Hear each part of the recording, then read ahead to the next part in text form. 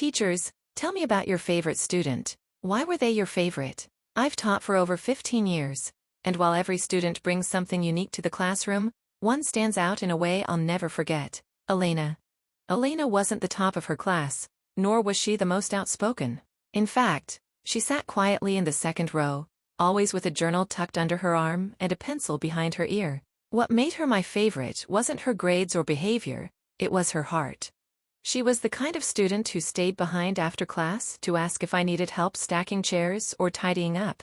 She once stayed with a classmate who had a panic attack during a test, even though it meant missing her own. Another time, I caught her quietly slipping a sandwich into a classmate's backpack who often came to school hungry. No fanfare, no expectation of praise. But what truly sealed it for me was her final essay. The prompt was simple: write about someone who changed your life. Elena wrote about me. She described how I always greeted every student by name, how I stayed late to tutor her in math even when she barely passed, and how, in her words, Mrs. Lawson made me feel like I mattered even when I didn't believe it myself. That essay is still tucked in the top drawer of my desk.